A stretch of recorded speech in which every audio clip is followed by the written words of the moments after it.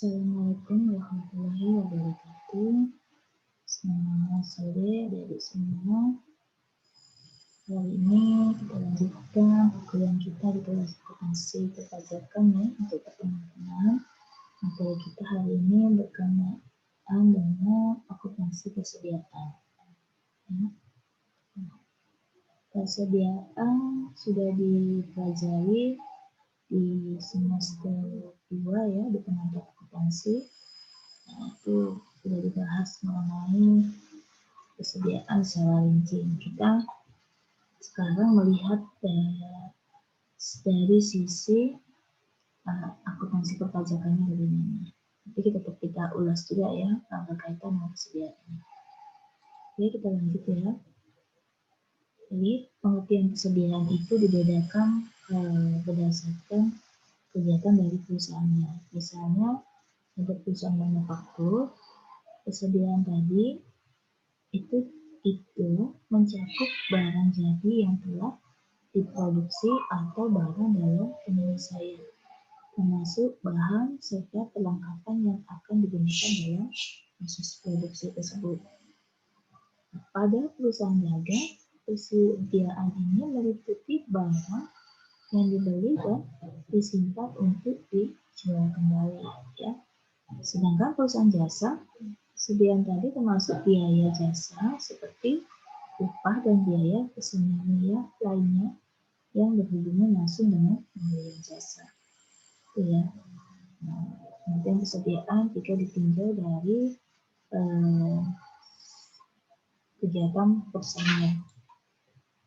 Sedangkan pengertian persediaan menurut PSAK nomor 14 revisi tahun 2008 dijelaskan bahwa persediaan merupakan aset yang pertama tersedia untuk dijual dalam kegiatan usaha normal.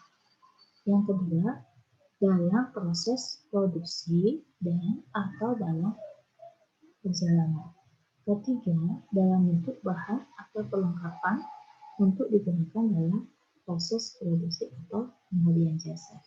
Jadi menurut PSAK, persediaan ini dikatakan persediaan itu harus mencakup 3 komponen di atas ya. Nah, sedangkan dalam SAK etap ini untuk entitas tanpa akuntabilitas ini ya untuk yang seperti UMKM gitu. Nah, persediaan ini memberikan batasan ya. Jadi persediaan adalah aset yang pertama untuk dijual dalam kegiatan usaha normal. Yang kedua, dalam proses produksi untuk kemudian dijual. Dan yang ketiga, atau dalam bentuk bahan atau perlengkapan untuk digunakan dalam proses produksi atau pembelian jasa. Ya, nanti bisa di download yang PSAK nomor 14-nya, bisa dibaca, dilihat lebih detail lagi. Nah, dalam SAK etap tadi, batasan tadi diterapkan untuk semua jenis persediaan, tetapi dikecualikan untuk persediaan dalam kontrak konstruksi, termasuk jasa yang terkait secara langsung, dan untuk efek tertentu ya. Efek di sini maksudnya saham. Kemudian, persediaan tadi dapat pula dikaitkan dengan hak pemilikan barang sesuai dengan syarat penyerahan pada saat transaksi yang meliputi pertama barang dalam perjalanan atau in transit, yang kedua barang titipan atau barang komisi. Barang dalam perjalanan atau in transit, ya, pemilikan barang ini sangat tergantung pada syarat penyerahannya. Yang kedua, kemungkinan biaya pengangkutan ditanggung pembeli, maka barang tersebut menjadi milik pembeli. Begitu juga sebaliknya. Untuk barang titipan atau barang komisi yang belum terjual jelas milik pihak yang menitipkan barang. Ya. Kemudian disebut juga barang konsinyasi. Coba kalian berikan contohnya apa saja yang masuk dalam barang titipan tadi. Kemudian mengenai pengukuran persediaan. Jadi persediaan ini harus diukur berdasarkan biaya atau realisasi neto. Dibandingkan nanti mana yang lebih rendah. Biaya persediaan menurut SAK 014 tadi yaitu meliputi semua biaya pembelian, biaya konversi, dan biaya lain yang timbul sampai persediaan dalam kondisi dan lokasi saat ini.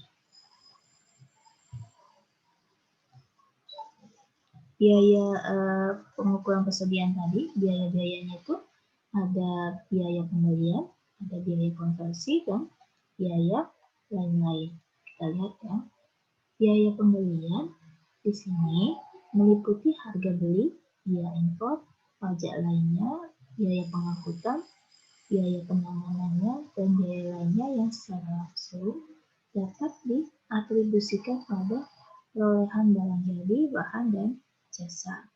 Kemudian ada diskon, dagang, rabat, dan hal lain yang serupa dikurangkan dalam menentukan biaya pembelian. Itu masuk komponen dalam biaya pembelian. Nah, untuk biaya konversi itu meliputi biaya yang secara langsung terkait dengan unit yang diproduksi. Contohnya apa? Ada biaya tenaga langsung. Biaya lain itu biaya-biaya lain yang dibebankan sebagai biaya persediaan sepanjang timbul agar persediaan berada dalam kondisi dan lokasi saat ini. Ya.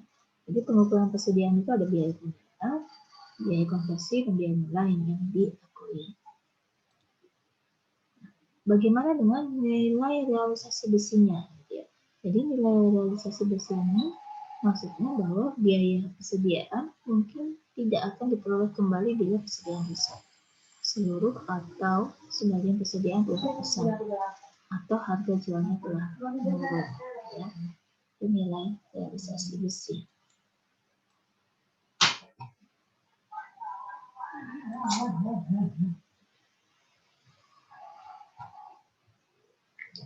Nah, mengenai pencatatan persediaan, dalam akuntansi itu terdapat dua sistem pencatatan persediaan. Yang pertama sistem perpetual, yang kedua sistem periodik. Kita lihat satu-satu ya. Sistem perpetual. Dalam sistem ini, persediaan itu biasanya dapat diketahui secara terus-menerus tanpa melakukan inventarisasi fisik. Stok aktmen, ya. Oleh karena itu, setiap jenis barang dibuat kartu dan setiap mutasi persediaan dicatat dalam kartu, baik harga maupun jumlah barang, sehingga pengendalian persediaan menjadi sangat mudah, yaitu dengan melakukan pencocokan antara kartu persediaan dan hasil inventarisasi fisik.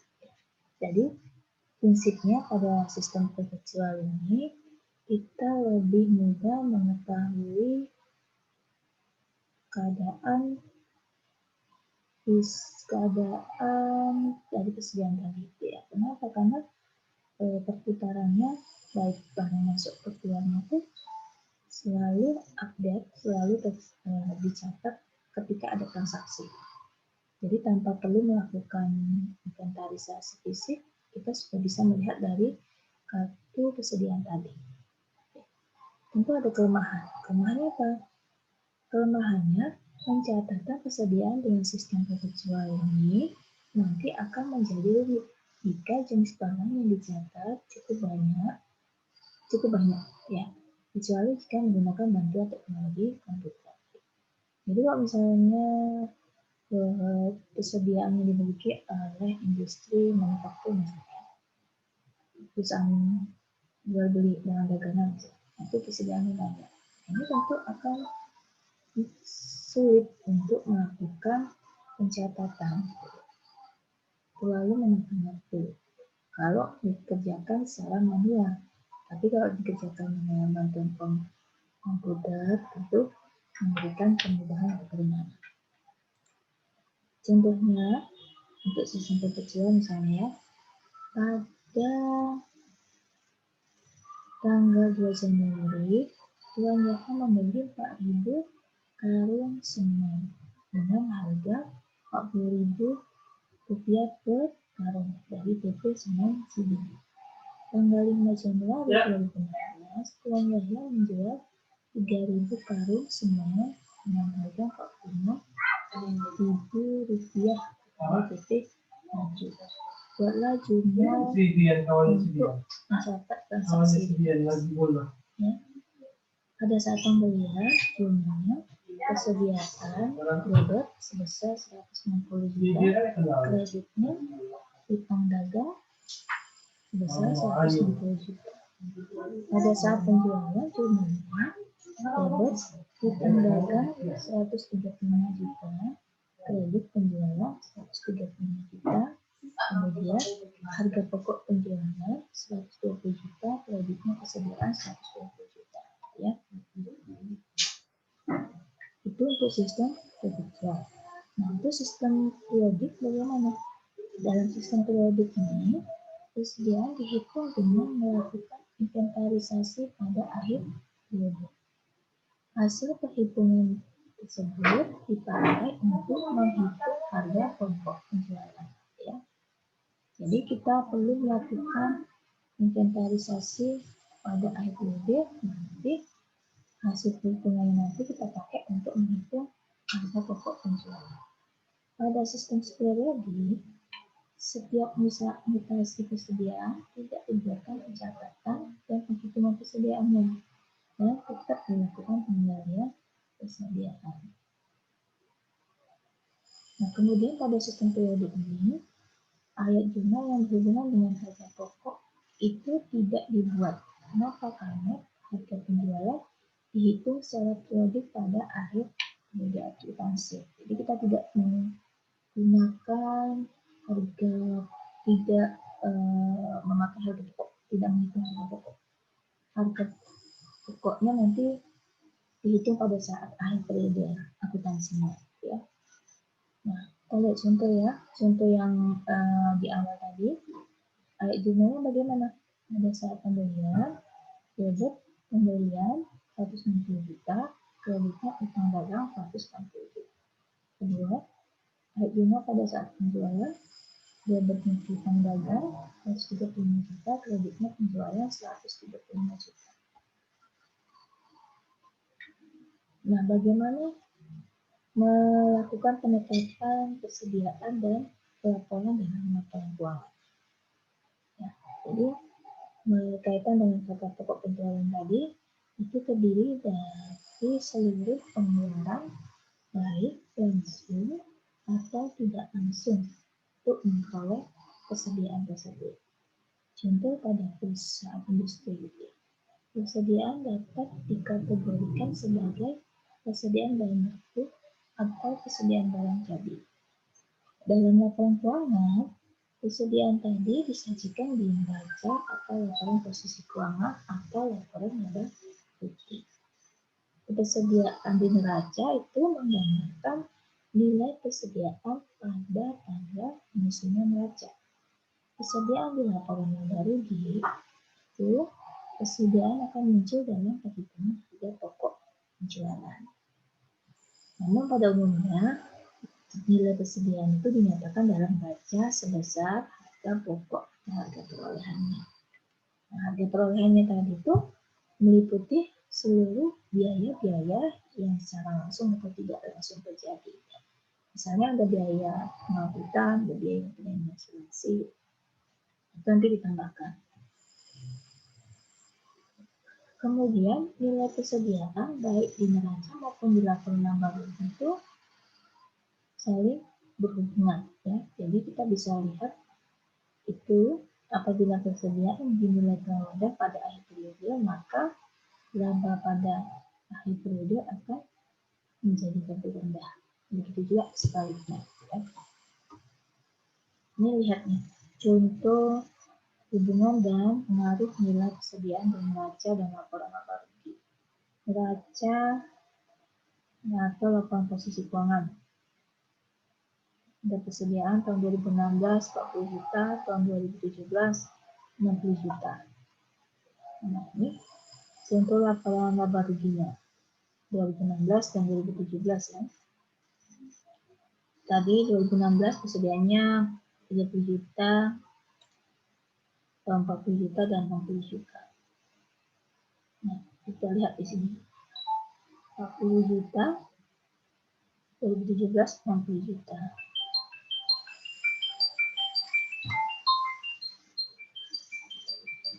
Pengaruhnya tadi gimana? Jika persediaan nilai pelayanan rendah, tambahan itu maka laba pada akhir periode juga akan menjadi rendah. Kita lihat ya. Labanya tadi 40 juta ya, ini dalam jutaan rupiah. Nah, kita lihat ya, saldo laba akhirnya menjadi 70 juta. Di 2017 dengan persediaan akhir 60 juta, saldo akhir labanya meningkat jadi 105 juta rupiah ya. Nah, dalam metode periodik tadi, sistem periodik, ada metode penilaian persediaan yang dibolehkan. Penetapan besarnya nilai akhir atau harga pokok penjualan dapat menggunakan metode yang diperbolehkan itu misalnya berdasarkan harga perolehan. Yang kedua berdasarkan estimasi. Berdasarkan harga perolehan itu misalnya ada metode identifikasi khusus. Kedua ada metode masuk utama pertama atau itu. Ketiga ada metode masuk terakhir pertama atau LIFO. Keempat ada metode rata-rata average. Itu kalau berdasarkan harga perolehan. Berdasarkan estimasi ada metode laba kotak dan metode eceran.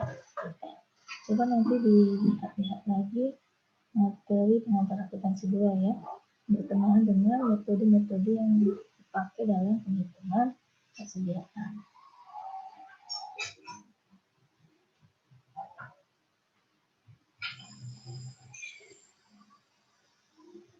Nah, untuk metode identifikasi khusus ya, jadi metode ini berasumsi bahwa arus barang harus sama dengan arus biaya. Oke?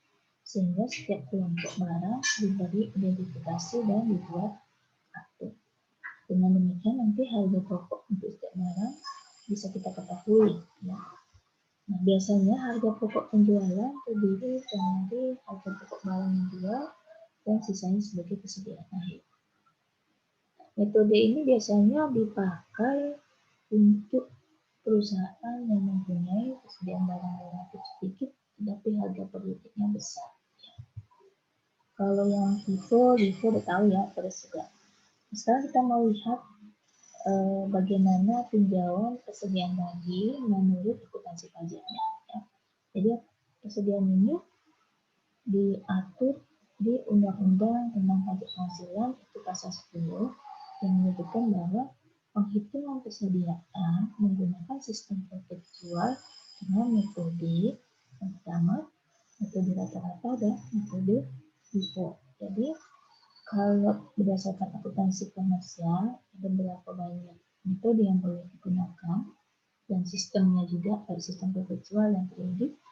Kalau di sistem di akuntansi perpajakan, nah ini dibatasi ya, dibatasi hanya boleh menggunakan sistem perpetual saja dengan pilihan metode rata-rata dan metode LIFO ya. Kemudian persediaan juga harus dinilai berdasarkan harga atau nilai perolehannya. Nah, jadi perlu diingat untuk perbandingannya di akuntansi pajak ini berdasarkan pasal 10 ayat 6 Undang-Undang Pajak Penghasilan. Untuk persediaan hanya boleh menggunakan sistem perpetual dengan pilihan metode yaitu metode rata-rata dan metode LIFO. Ya, sampai sini jika ada pertanyaan silakan ditanyakan dengan Kesnok. Tunggu sampai perkuliahan nanti. Baik, sampai sini penjelasan materi saya berkaitan dengan akuntansi persediaan. Saya akhiri sampai di sini. Assalamualaikum warahmatullahi wabarakatuh.